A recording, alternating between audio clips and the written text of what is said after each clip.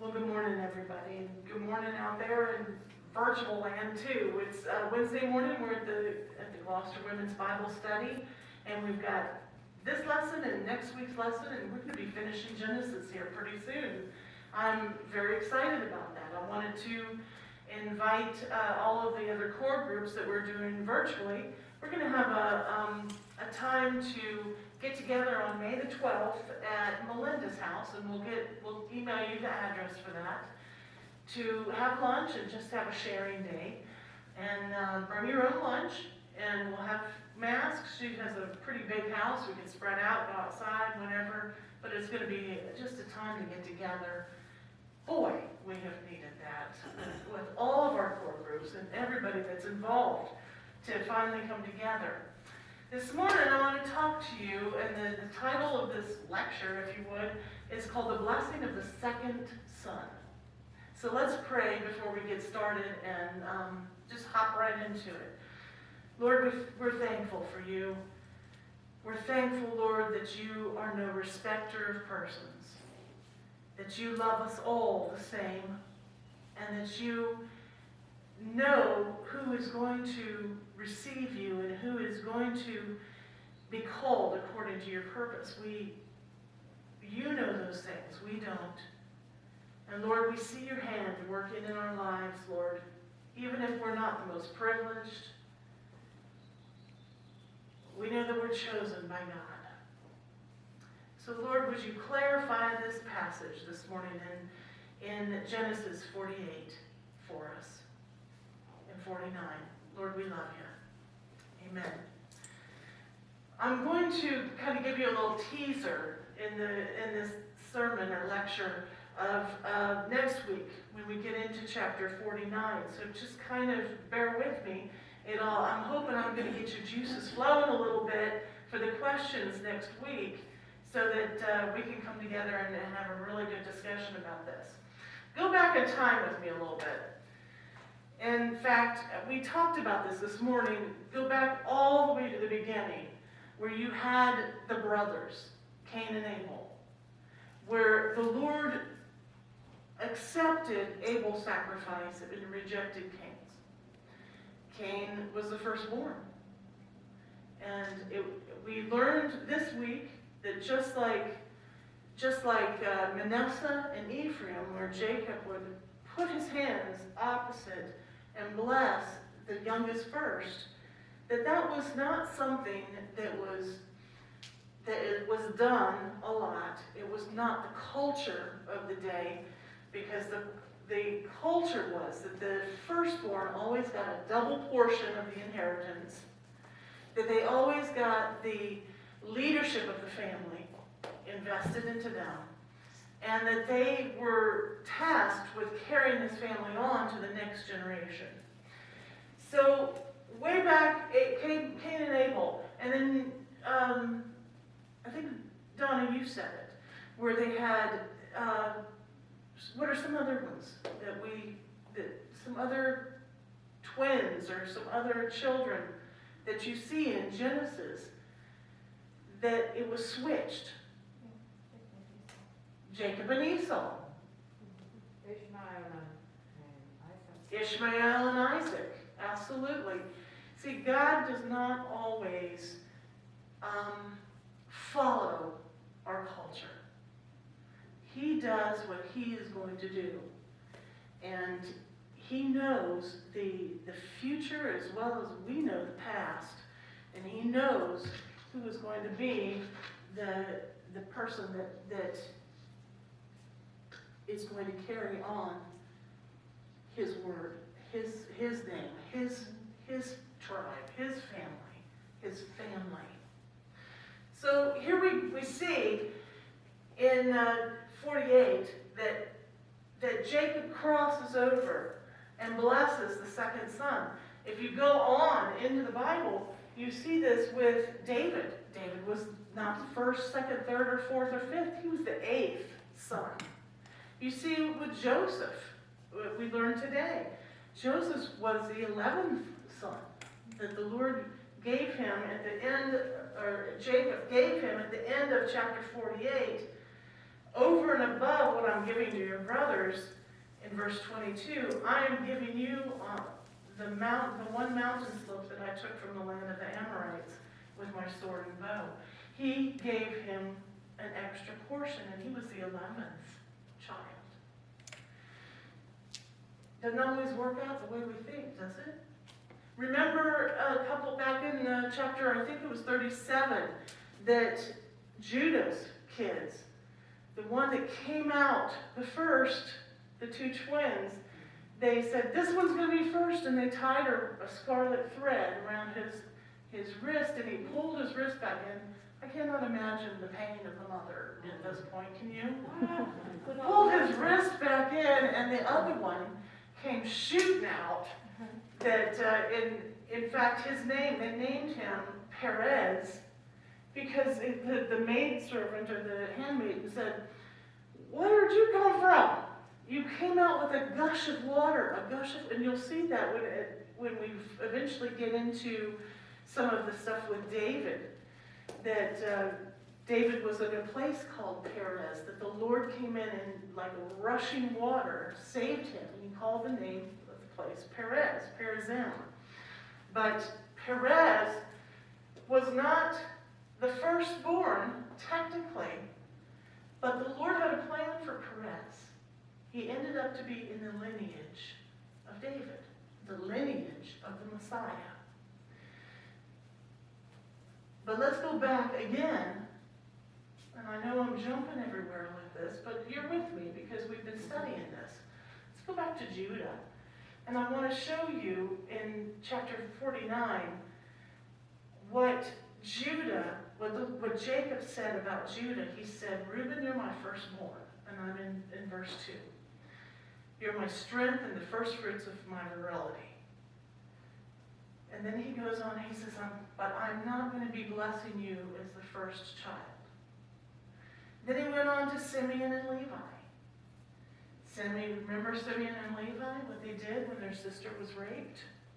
They went in and totally destroyed the entire city of Shechem. It was Shechem. It destroyed the entire city of Shechem with a sword. And Jacob never really said anything about that. He never really said anything to Reuben about what he had done. But he had laid and had sex with one of Jacob's concubines. But he never really addressed that until the very end of his life. And he said, Simeon and Levi, your knives are vicious weapons, and I am bypassing you, and he went straight to Judah. Judah was the fourth. Yes. And he said in verse 8, and follow it with me, Judah, your brothers will praise you. Your hand will be on the necks of your enemies. Your father's sons will bow down to you. Judah is like a young lion, a lion's whelp, is what the King James says.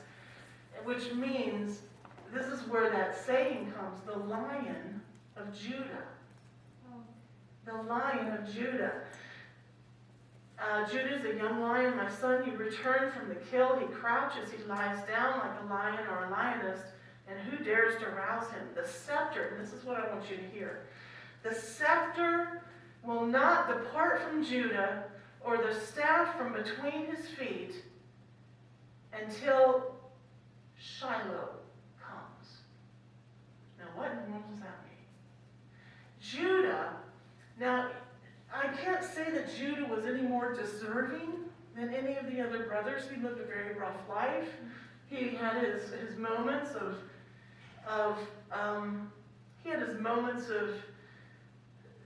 that he said, Dad, I'll, go ahead and let me take Benjamin. If he doesn't come back, you can have my life, you can have my kids. And he stood up for something. Then he had times before that where he was not very righteous at all. I mean, you follow Judah's life, and he wasn't this stand-up guy until the very end. And then he became somebody, a man of integrity. But Judah was the one that was picked by God for the was 12 boys, not Joseph, was picked. That would have been my thought. Joseph was the one that was the good guy, but he picked Judah.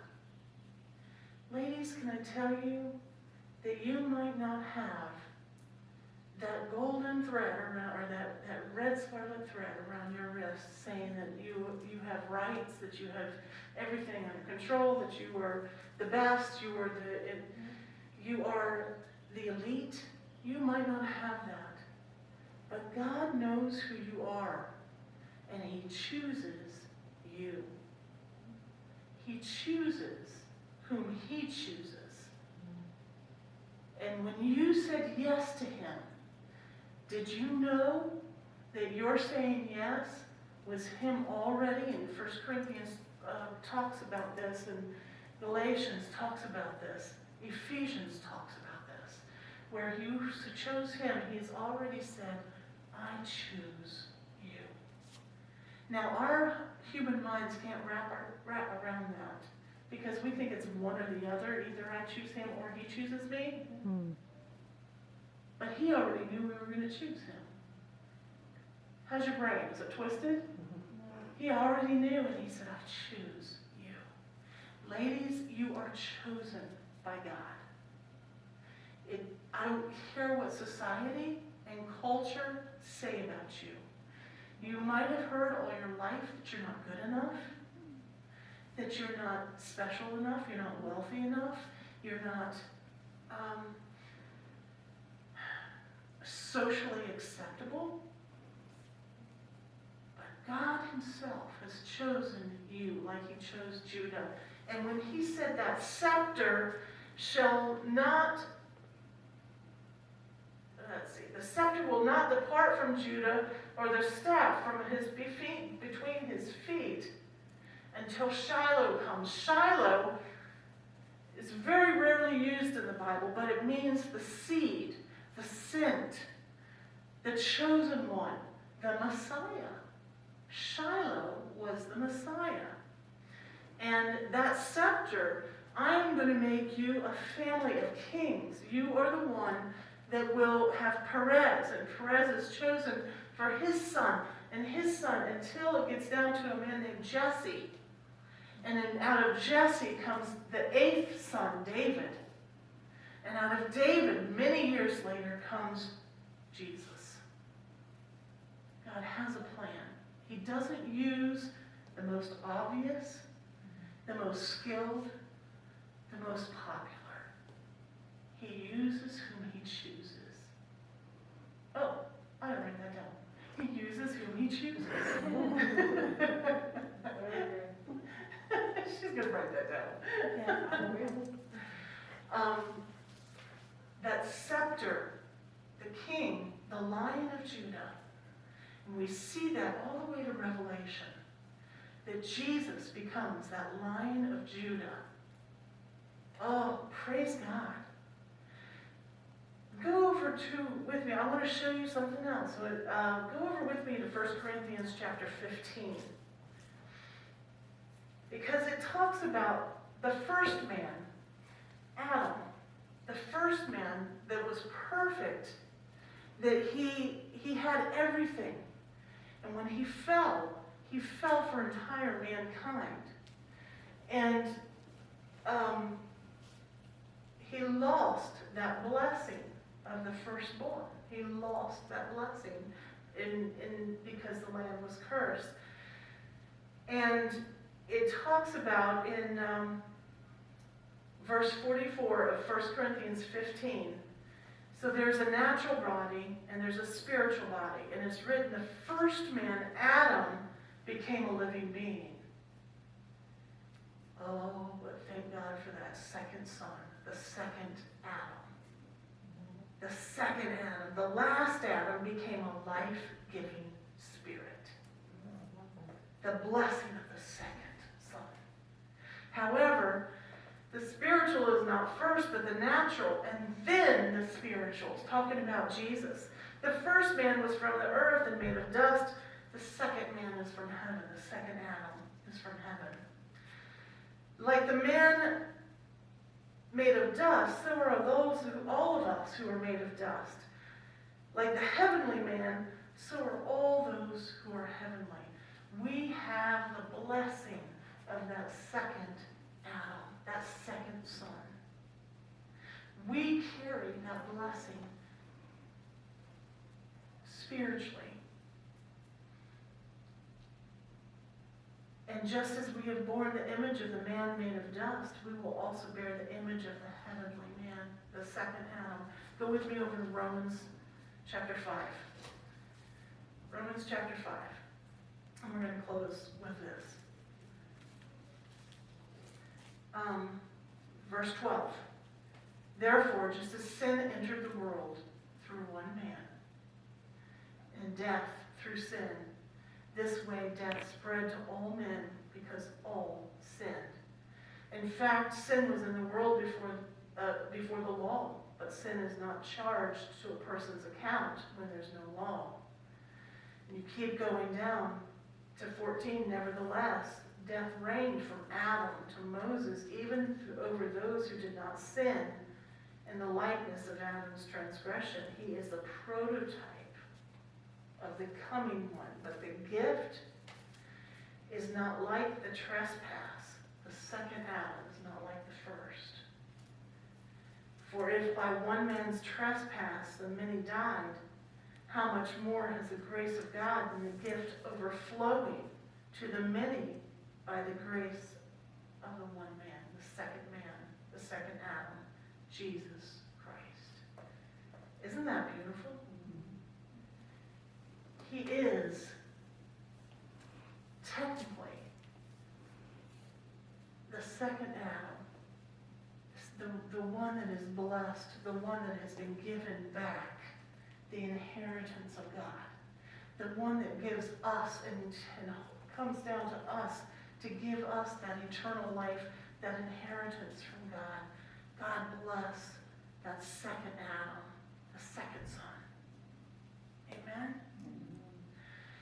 I don't know about you, but I kind of sometimes need to hear this. Because we live in a culture right now that says, if you follow that second Adam, you're just not really smart. There's an innuendo there. Come on, I felt it. Have you felt it? That you're just not very smart, you're not very savvy, you're a little simple if you follow that second Adam. Let me tell you, that second Adam we've read the end of the book. That second Adam is going to carry us all the way to victory. Amen? The blessing of the second son. Let's pray. Lord, we love you. We're so thankful for Jesus. We're thankful that, Lord, you've got us. Doreen said it best. You're not going to leave us. You've got us. And you are the only way to follow. You are the only person we follow. That even when we feel like a misfit, Lord, we fit in with your family. We have inherited your blessing. Thank you for that. In your name, amen. Amen. Ladies, I love you. One more.